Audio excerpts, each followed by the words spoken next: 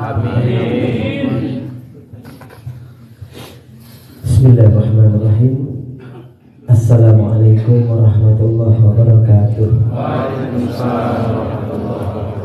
Alhamdulillah, alhamdulillahirabbil alamin. Allahumma shalli ala nabiyyina Muhammad wa ala alihi wa ashabihi ajma'in. Amma ba'du. Sehat semuanya? Alhamdulillah. Sudah makan belum? Ketok wajah-wajah kelaparan. Kelihatan di wajah-wajah kelaparan. Baik, alhamdulillah pada malam hari ini insyaallah temanya ringan-ringan mawon. Allah Subhanahu wa taala berfirman, a'udzubillahi minasyaitonirrajim. Alladzina amanu wa tatma'innu qulubuhum bidzikrillah. Ala bidzikrillahi tatma'innul qulub. Yaitu mereka orang-orang yang beriman yang hatinya jadi tenang dengan berzikir kepada Allah. Ketahuilah dengan berzikir kepada Allah hati menjadi tenang. Zikir itu amalan paling ringan, paling gampang. Tetapi dampaknya, efeknya luar biasa. Itu zikir. Tidak perlu bangun malam, ngambil air kedinginan, sholat, rukuk, sujud. Dalam zikir ini cuma diucapkan lisan. Ringan, enteng, tapi dampaknya luar biasa. Nabi Musa dikepung Fir'aun dan pasukannya, depannya laut merah. Selesai dengan zikir, Allahumma lakal hamdu, ilaikal mustaka, wa antal musta'an, la hawla wa la quwwata illa billah. Selesai. Allah perintahkan, ya Musa ambil tongkatmu, pukulkan tongkatmu ke laut itu. Dengan modal tongkat dan zikirnya, laut itu kebelah. Tanpa perlu ngundang bulldozer, tenaga insinyur, tidak perlu belah laut, modali tongkat zikir. Allahumma lakal hamdu, ilaikal mustaka, wa antal musta'an, la haula wa la quwwata illa billah. Apa nyoba sesuk ning barang tretes bareng-bareng?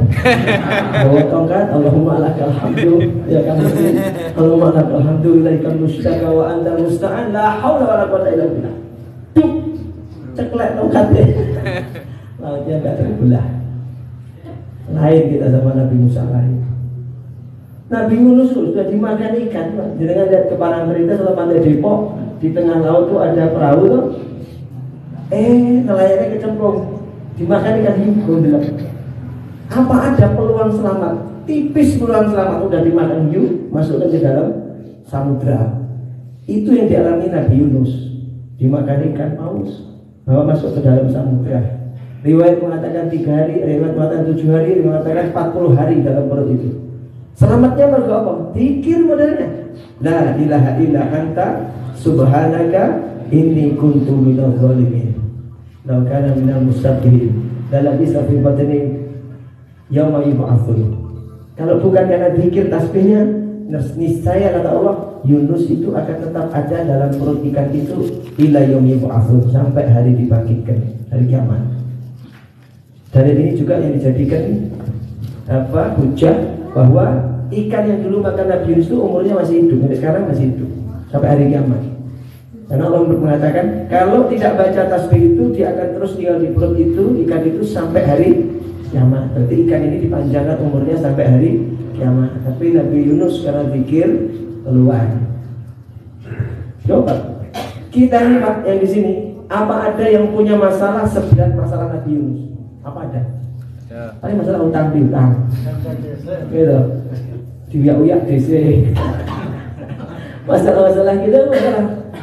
Sebenarnya apa ada pernah jenengan dimakan ikan paus? Dicokot boyong. Kita tuh masalahnya nggak sehebat masalah seberat Nabi Yunus. Itu selesai dengan zikir kok. La ilaha illa anta subhanaka inni kuntu minadh dhalimin. Bahkan di dalam Al-Quran, ketika Ratu Balqis diundang ke istana Nabi Sulaiman, Nabi Sulaiman bilang apa? Nabi Sulaiman berkata, wahai pembesar-pembesarku, siapa di antara kalian? Ratu Balqis sudah di jalan. Siapa yang bisa mindahkan istananya Ratu Balqis ke sini? Segera berdiri jin ifrit berbadan besar. Dia berkata, wahai Tuan Paduka Sulaiman, akulah yang akan membawanya kepadamu sebelum engkau berdiri dari tempat dudukmu dan singgasanamu. Sak jaringin jenengan ngadep, sak pindah kiri nih. Woi, hebat loh jadi bro. Terus, qala allazi, berkata seseorang, Indahu ilmun minal kitab, seseorang yang ahli kitab, ahli ilmu, ulama. Ini yang mengatakan ulama. Laisa malaikat, bukan kelompok khairul malaikat, bukan malaikat, bukan nabi, bukan rasul, tapi ini manusia, min ahlil ilmi minal kitab, ahli ilmu, ahli dari kitab. Ulama kita sebut sebagai ulama. Ulama tersebut namanya sudah dibuka kunci-kunci doa Ismul Allah. Dikatakan dalam satu kitab, apa yang dibaca Asif bin Baqiyah, yang dibaca dia adalah ya hayyu ya qayyum ya ilahana wa ilaha kulli syai' ilahan wahidan la ilaha illa anta. Ora tak baleni. Kok ndak diapalke bahaya. Ndak monas dipindah ke mrene. Masih cukup. Jadi orang dengar kisah ada kiai-kiai itu ngilang. Baru di sini ketemu saya, Ustaz Mekah. Sholatnya di Mekah, sampai sana. Dikatakan bahwa mereka itu mengamalkan zikirnya Asif bin Baqiyah. Ya hayyu ya qayyum ya ilahana wa ilaha kulli syai' ilahan wahidan la ilaha illa anta. Melafazkan, merutinkan baca zikir itu. Sekali lagi, tidak tak ajarkan ke jenengan. Pas mengajar baca ilah kabeh ini. Tekan Mekah, tekan Palestina. Jadi nggak usah dihafal ya, nggak usah dihafal ke ulama-ulama wae. Jenengan ngapal ini mlebu toko emas Semar, ya. Mlebu BRI, mlebu BCA, kamu ngapal iki dikira Asif bin Baqiyah.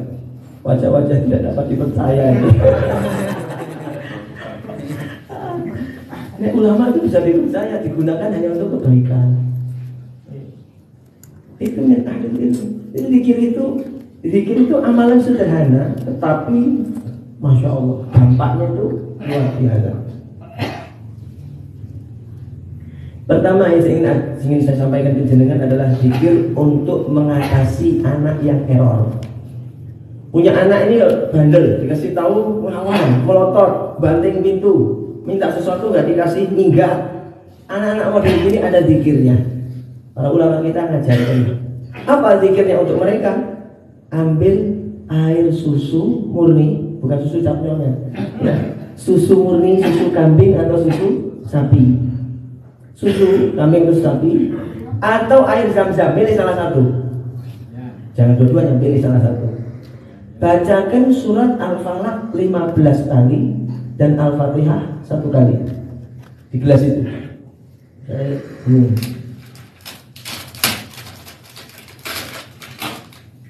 Buka cara misalnya ini air zam-zam ya. Baca Al-Falaq 15 kali, Al-Fatihah 1 kali, ditiupkan. Jangan diludahi, cuh. Enggak usah, diludahi aja. Coba ditiup, kasihkan ke anak yang error tadi. Anak yang error. Tuh, bacakan itu. Insya Allah sangat mustajab. Bacanya jangan di depan anaknya. Lihat dulu. Susah. Wah, aku dicapin-capin oleh bapak. Dia anak takut. Jangan. Bacanya sholat tahajud di tempat malam sendirian. Bacaan kasihkan ke anak. Bapak dulu air zam-zam. Ayo cium yang berkah. Gitu. Anaknya tidak tahu kalau sudah dibacakan sama orang tuanya. Nek bojone sing error piye?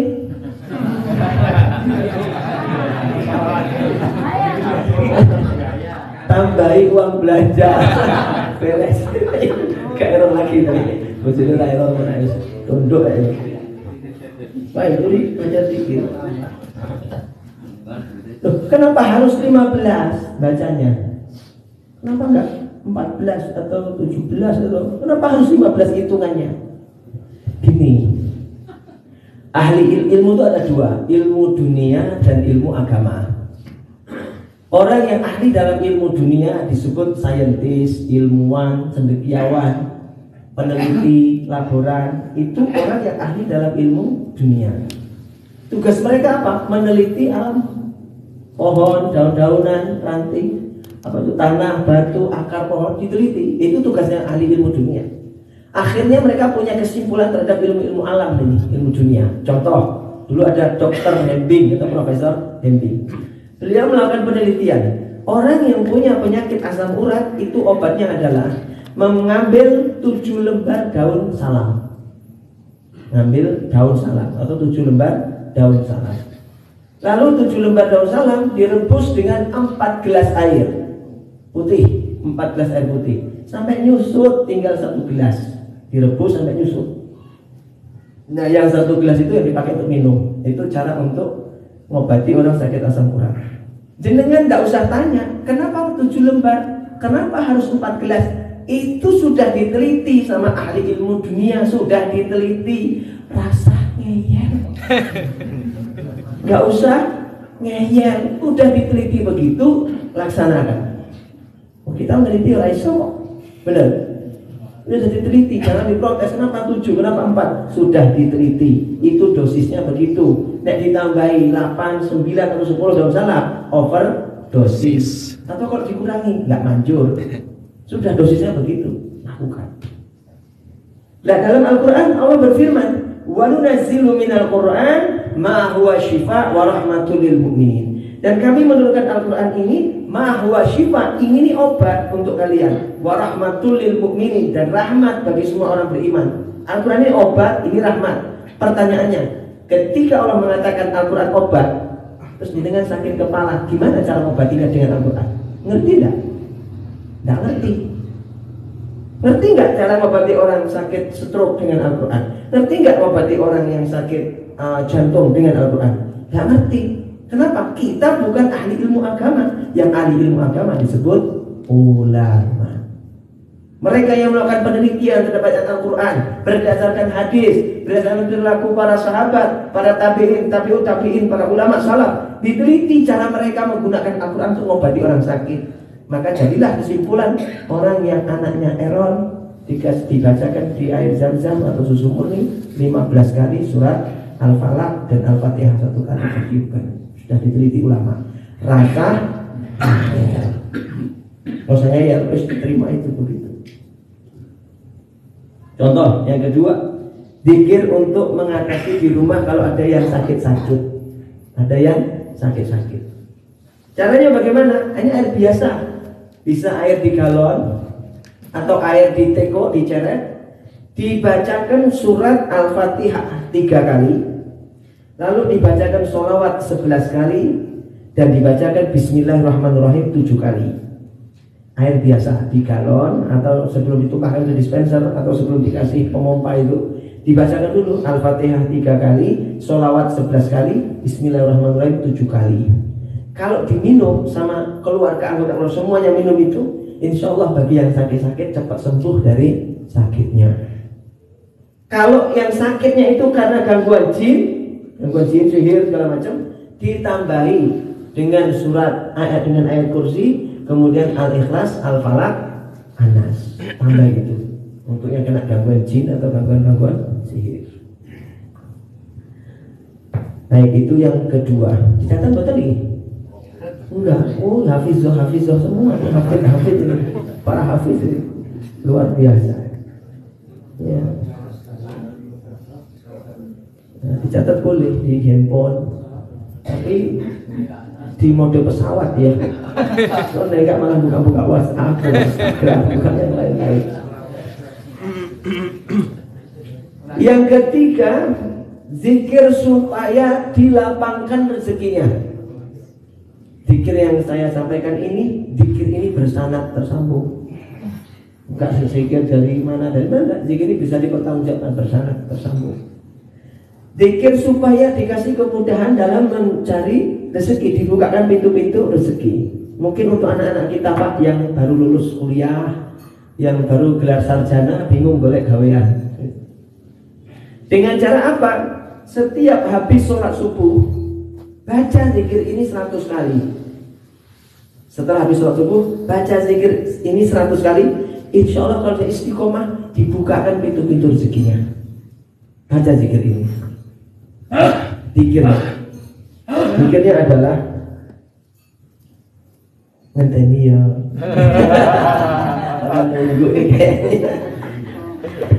Zikirnya adalah ya Fatah, ya Razak, ya Ghani, ya Mughni. Ya Fatah, ya Razak, ya Ghani, ya Mughni. Ya Fatah, ya Razak, ya Ghani, ya Mughni. 100 kali. Ya Fatah, ya Allah yang Maha membukakan apa yang tertutup. Ya Razak, ya Allah yang memberi rezeki. Ya Ghani, ya Mughni, ya Ghani, ya Allah yang maha kaya. Ya Mughni, ya Allah yang memberi kekayaan. Baca doa itu, zikir itu. Ya Fattah, ya Razak, ya Ghani, ya Mughni, ya Fattah, ya Razak, ya Ghani, ya Mughni. Dibaca berapa kali? 100 kali. Kapan bacanya? Habis sholat subuh. Berarti orang ngantuk bacanya. Tapi biasanya pengajian itu sudah mulai nggak fokus kalau bau baksonya sudah masuk ke sini. Selanjutnya 3 zikir. Ini berikutnya yang keempat tadi ya. 3 zikir ini kata para ulama kita tidak boleh tidak dibaca setiap hari. Usahakan 3 ini harus dibaca setiap hari. Usahakan, jangan nggak dibaca. Kenapa? Zikir yang 3 ini adalah penyambungnya kita dengan para solihin, para tabi'ut tabi'in, para tabi'in, para sahabat hingga ke Rasulullah SAW. Jadi kayak gini Pak. Ini kayak satu rantai. Yang paling atas ini Nabi Muhammad, paling atas Rasulullah SAW. Di bawahnya para sahabat, bawahnya lagi para tabi'in, bawahnya lagi tabi'ut tabi'in, para ulama, salaf, para orang-orang soleh, sampai ke kita. Ini rantai yang nggak boleh putus. Rantainya ini apa? Kita diajarkan 3 zikir ini. Kata para ulama, ini fadilahnya besar dan rantainya kita dengan orang-orang soleh. Apa zikirnya? Yang pertama, membaca tasbih 33, tahmid 33, takbir 34 kali. Dibaca sehabis sholat fardu 5 kali berarti ya, dan sebelum tidur. Sayyidina Ali bin Abi Thalib berkata, sejak Nabi Muhammad perintahkan baca zikir ini, sampai hari ini aku tidak pernah meninggalkannya walaupun 1 hari pun. Kata Sayyidina Ali. Ini rantainya kita dengan Sayyidina Ali nih, zikir ini. Subhanallah 33 kali, tahmid 33 kali, takbir 34 kali. Tadi kan kamu mimpin tadi, zikir tadi. Ya, cari, jangan putus zikir itu setiap habis sholat fardu dan sebelum tidur. Jadi sehari itu 6 kali bacanya. Zikir yang kedua, zikir yang fadilahnya membuka kelapangan zahir, rezeki zahir dan batin, yaitu membaca zikir La ilaha illallah al-malikul haqqul mubin. La ilaha illallah al-malikul haqqul mubin. Yuk bareng-bareng. La ilaha illallah al-malikul haqqul mubin. Dibaca 100 kali. Kapan waktunya? Sebelum atau sesudah sholat duhur, menjelang duhur atau sesudah sholat duhur. Bisa jadi setelah kubliyah duhur sambil nunggu komat, atau setelah sholat duhur. Pilih salah satu. La ilaha illallah al-malikul haqqul mubin. Diberi kelapangan tauhid batin. Maknanya apa? Ada orang yang dikasih rumah mewah, mobilnya banyak, perusahaannya bagus, karyawannya banyak, lapang dunianya, tapi loh susah terus, gelisah terus, support terus, pikirannya ruwet terus. Kenapa? Dia diberi kelapangan tauhid, tapi tidak diberi kelapangan batin oleh Allah. Nah, supaya dikasih dua-duanya, tauhid batinnya dikasih kelapangan, baca zikir ini. La ilaha illallah al-malikul haqqul mubin 100 kali sebelum dan sesudah sholat zuhur. Yang kedua. Sekarang yang ketiga, yaitu membaca subhanallah wa bihamdi subhanallahil azim astaghfirullah. Subhanallah wa bihamdi subhanallahil azim astaghfirullah. Subhanallah wa bihamdi subhanallahil azim astaghfirullah. Baca 100 kali. Kapan waktunya? Antara adzan dan qomat sholat subuh. Tidak di sholat yang lain, hanya sholat subuh. Jadi suatu ketika Nabi Muhammad didatangi pengusaha. Ini pengusaha kolab, bangkrut, usahanya bangkrut. Datang ke Rasulullah. Ya Rasulullah, gimana ini ya Rasulullah? Ada apa? Dunia ini kok sekarang kayaknya pergi menjauh, susah sekali dicari. Saya bisnis ini gagal, bisnis ini gagal, bisnis jualan ini jualan itu nggak laku ya Rasulullah. Kok kayaknya dunia ini sekarang kok susah banget cari dunia. Tiap hari saya tuh jual barang ini, barang itu tak jual untuk bertahan hidup. Lama-lama habis dunia saya. Barang-barang saya tiap hari habis ini kayak begini. Kata Nabi apa komentarnya? Jenengan di mana? Ketika malaikat bagi-bagi rezeki itu jenengan di mana? Maksud engkau apa ya Rasulullah? Ketika antara azan dan qomat sholat subuh, bacalah zikir ini, karena zikir ini adalah zikirnya para malaikat ketika membagikan rezeki. yaitu bacalah subhanallah wa bihamdi subhanallahil azim astagfirullah. Yuk bareng-bareng. Subhanallah wa bihamdi subhanallahil azim astagfirullah. Baca 100 kali antara azan dan qomat sholat subuh. Nabi melanjutkan, jika engkau mengistiqomahkan membaca ini, zikir ini, kata Rasul, maka dunia itu akan datang dengan hina merunduk-runduk kepadamu. Orang sak kesel-kesel kowe nyambut gawe golek dunia, dunia yang mencarimu, dunia yang mengejarmu. Itu kata Nabi SAW. Dan Allah akan ciptakan dari setiap kalimatnya seorang malaikat, yang malaikat ini akan senantiasa bertasbih ila yaumil qiyamah, sampai hari kiamat, dan pahalanya diberikan kepadamu. Nek seandainya paling omongan kotornya subhanallah bihamdi subhanallahil azim astagfirullah dianggap satu kalimat, bukan 3, anggaplah dianggap satu kalimat. Kita baca 100 kali, berarti subuh itu Allah ciptakan untuk kita 100 malaikat yang kerjaannya bertasbih sampai hari kiamat, tapi pahalanya diberikan kepada kita. Hari ini Selasa baca 100 kali 200, Rabu 300, Kamis jadi 400, seminggu sudah dapat 700 malaikat. Terus bertasbih sampai hari kiamat, pahalanya diberikan ke kita. Jangan nangkring, main pingpong, tapi pahalanya terus ngalir. Dari mana? Malaikat yang bertasbih. Subhanallah. Baik, berikutnya zikir supaya nek dodolan lemah cepat payu. Wah, saya kita ini. Maklar kalau broker langsung semangat. Kan tidak usah tak ajarkan. Ini harus khusus saja privat. Dan kalau yang nanti nanya secara khusus, ojo lali 2,5%. Itu ada wiridnya, ada zikirnya memang. Saya dulu pas usaha properti malah belum tahu. Ustaz, aku sudah berhenti, saya sudah berhenti usaha propertinya, sudah ganti usaha madu, malah tahunya sekarang telat gitu. Orang ada komitmen 2,5% baru enggak guyon. Ya itu privat aja lah.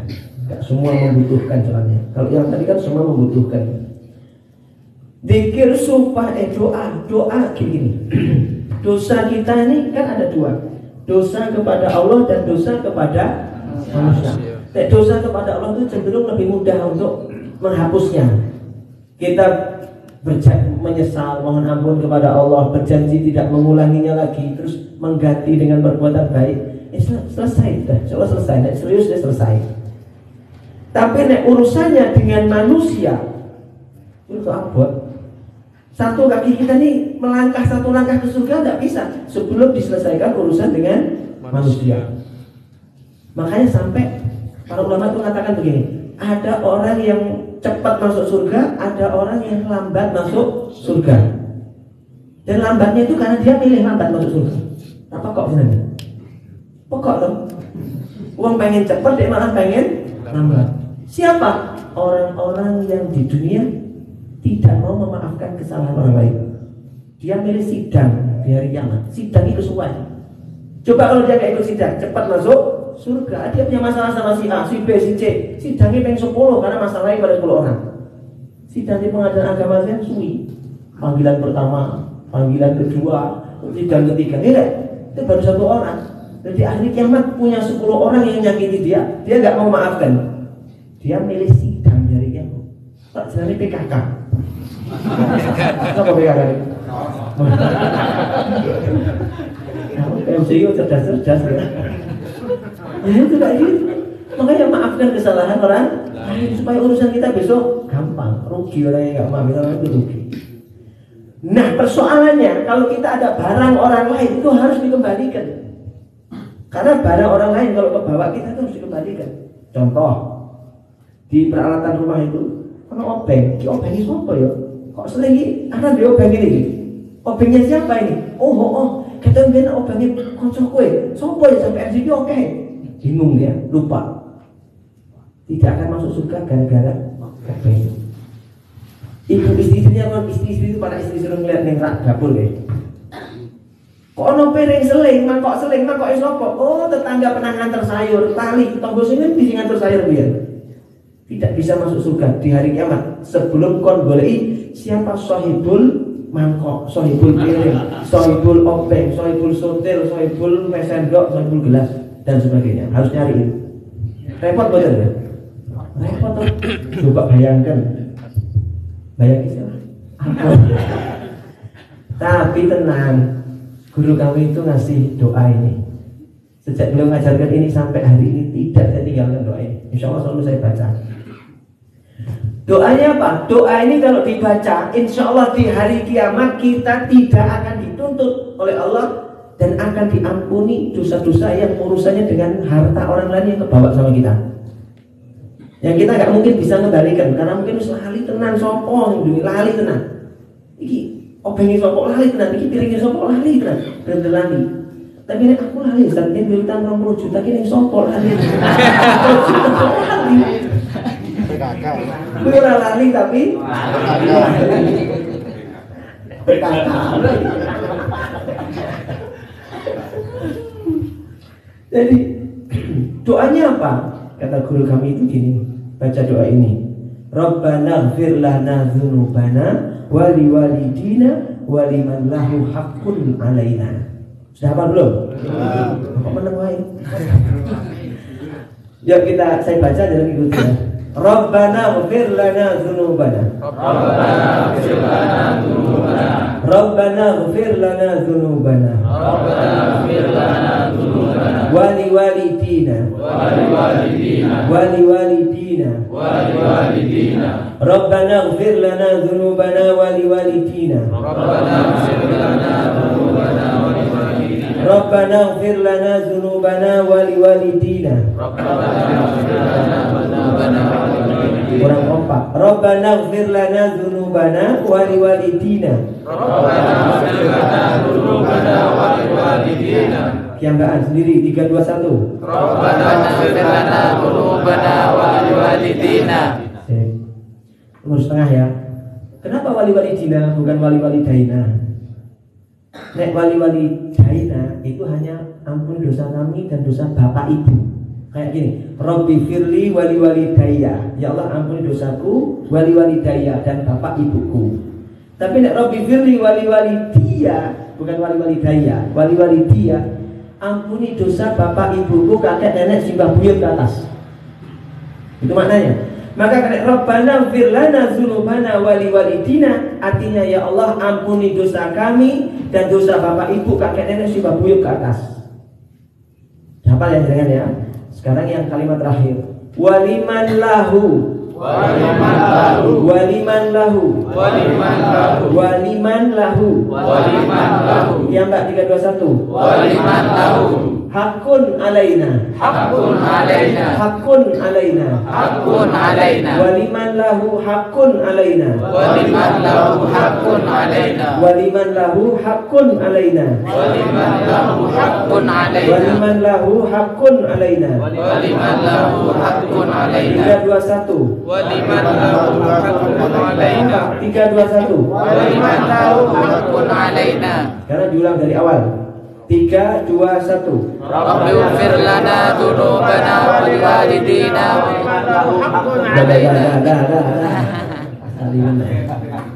Coba bareng.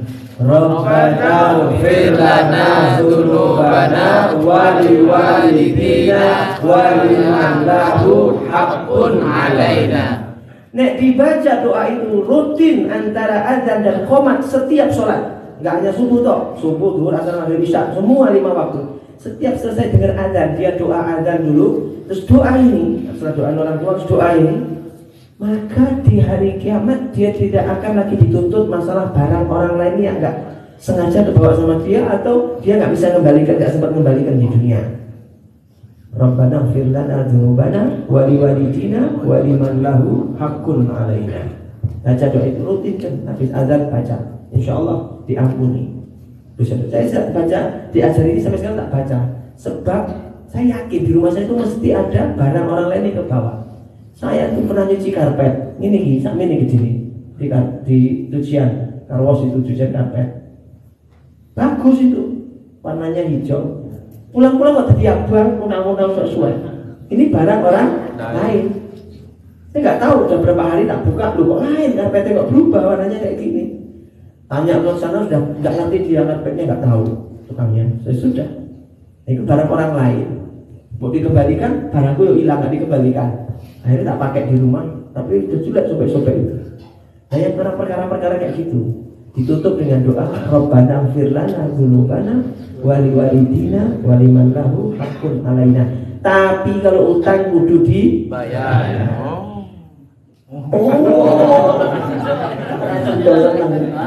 Di masa utang orang dibayar, utang harus dibayar. Kalau kita punya utang harus bertanggung jawab. Ngomong, Kang, aku belum bisa bayar. Anakku pas jatah naik kelas ini harus bayar SPP, seragam segala macam, nggak punya uang. Aku minta tempo 1 bulan. Kalau dia minta tempo, hendaklah yang menghutanginya ini mengikhlaskan beri tempo. Setiap yang mengikhlaskan memberi tempo 1 bulan 30 hari, setiap harinya dianggap bersedekah sejumlah piutangnya. Nah yang utangnya 5 juta, dia kasih tempo 30 hari 5 juta, 5 juta, 5 juta, 5 juta kali 30 hari, dia dianggap bersedekah 150 juta. Dan perintah Nabi apa? Kalau nagih utang, tagilah dengan lemah lembut. Oh, jangan nyewa DC. Jangan nyewa preman, itu nggak sesuai sunnah. Sunnah Nabi dengan lemah lembut. Ustaz, iki sih tak tagih malah luwih galak ketimbang aku ya. Kan banyak gitu ya. Ditagih malah jegok. Ditagih malah jegok, malah mekek-mekek, malah melung-melung, teriak-teriak. Nah, kalau kayak gitu doakan saja. Semoga Allah melapangkan rezekinya, membuatnya jadi kaya raya, rezekinya duitnya sampai turah-turah, dan diberi hidayah bisa bayar utangnya kepada kita. Tapi kalau kita yang punya utang sama orang, tanggung jawab, ngomong jujur, ojo ganti nomor, ojo pindah kontrakan. Kebanyakan orang malah ganti nomor, pindah kontrakan, digoloi mau susah. Dia milih berurusan di akhirat daripada di dunia. Baik, menutup. Tidak ada ceritanya orang yang hidupnya makmur, sejahtera di dunia, kalau harta orang lain sengaja dia tidak kembalikan. Dengan niat nipu orang, dengan niat utang nggak balik, jangan harap orang ini hidupnya mulia di dunia. No. Mau seperti apapun dia bisnis dijalani, pasti jatuh terus. Sampai apa? Sampai dia kembalikan utangnya orang lain. Sampai dia baik-baik nemui orang yang dihutanginya. Sampai mereka ikhlas sama kita. Jangan-jangan kita ini jatuh terus gara-gara apa? Orang itu belum ikhlas sama kita. Makanya ini harus penting. Minta ikhlas, ngomong baik-baik, tanggung jawab sing gentle, jadi menungsoi. Baik tanggung jawab sing gentle, jadi menungsoi. Maka mudah-mudahan kita semua diberi petunjuk oleh Allah SWT. Urusan dan kemungkinan nasib terutama. Baik, mudah-mudahan bermanfaat. Saya kembalikan kepada Kang Puji. Mohon maaf lahir batin, billahi taufiq wal hidayah. Assalamualaikum warahmatullahi wabarakatuh.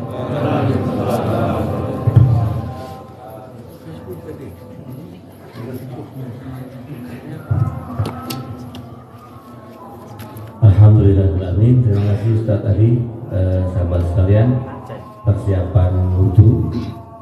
Lalu nanti kita sholat di sini. Kita tutup dengan membaca doa kafaratul majlis. Subhanakallahumma wa bihamdika, asyhadu an la ilaha illa anta, astaghfiruka wa atubu ilaik. Assalamualaikum warahmatullahi wabarakatuh. Waalaikumsalam.